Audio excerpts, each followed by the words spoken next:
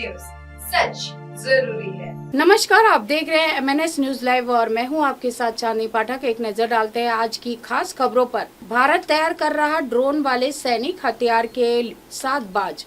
भारतीय सेना भविष्य की जंगों को ध्यान में रखते हुए हाईटेक वॉरफेयर की ओर कदम बढ़ा रही है। इस दिशा में सबसे बड़ा इनोवेशन ड्रोन से लैस सैनिकों का कॉन्सेप्ट है, जिसे बाज का नाम दिया गया है।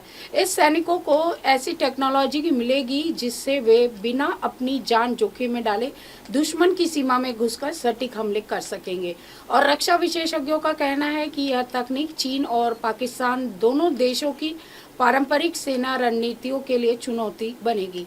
ड्रोन सैनिकों को रियल टाइम जानकारी देंगे और दुश्मन की लोकेशन तुरंत साझा करेंगे। इससे हथियारों का एक ऐसा सिस्टम भी होगा जिससे दुश्मन पर तेजी से पलटवार संभव होगा। सेना का मानना है कि भविष्य की जंगों में मशीन और इंसान का तालमेल ही जीत का असली हथियार होगा। तेजस से राफेल F-35 सुखोई 30 पड़ जाएंगे फीके। भारत ने वायुसेना को मजबूत बनाने के लिए 220 नए लड़ाकू विमान खरीदने का फैसला किया है। इसमें स्वदेशी तेजस मार्क 2 प्रमुख भूमिका निभाएगा। विशेषज्ञों का मानना है कि इसकी मारक क्षमता और तकनीक राफेल और अमेरिकी F-35 जैसे विमानों से टक्कर लेगी। तेजस मार्क 2 पूरी तरह भारत में डिजाइन और तैयार किया गया है, जिससे देश आत्मनिर्भर भी बनेगा। पाकिस्तान का JF-17 थंडर इन विमानों के सामने टिक नहीं पाएगा। इसके इंजन और हथियार सिस्टम तेजस के मुकाबले में कमजोर है। इन विमानों के जुड़ने से भारतीय वायुसेना की स्ट्राइकिंग पावर दोगुनी होगी। आखिर कब तक सीवर टैंक में कितने लोगों की गई जान? देश में सीवर सफाई के दौरान मौतों का सिलसिला नहीं रुक रहा है। हर साल दर्जनों लोग जहरीली गैस में दम घुटने से मरते हैं।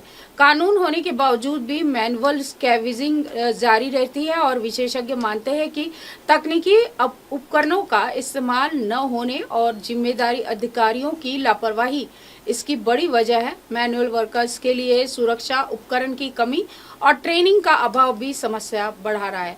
सरकार ने कई बार वादा किया कि तकनीक से यह खतरा कम होगा, लेकिन जमीन पर बदलाव नहीं दिख रहा। आज का मौसम 19 सितंबर 2025 दिल्ली NCR में आज बादल छाए रहेंगे और हल्की बारिश की संभावना है। उत्तर प्रदेश और बिहार में कई इलाकों में भारी बारिश का अलर्ट जारी किया गया है। यात्रियों को सतर्क रहने की सलाह दी गई है। दक्षिण भारत में मौसम सामान्य रहेगा, लेकिन कहीं कहीं हल्की बारिश हो सकती है। मौसम विभाग ने किसानों को भी फसलों की सुरक्षा के लिए तैयार करने के लिए कहा है।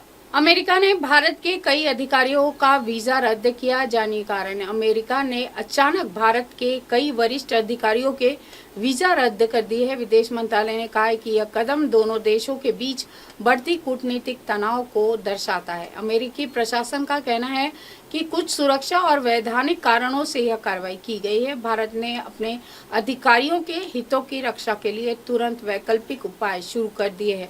विशेषज्ञों का मानना है कि यह मामला दोनों देशों के संबंधों में अस्थायी ठहराव पैदा कर सकता है। कूटनीतिक सूत्रों का कहना है कि जल्द ही अमेरिका के साथ बैठक करके समाधान निकालने की कोशिश की जाएगी। इजराइल से बड़ी करीबी लेकिन 2 स्टेट सॉल्यूशन का समर्थन।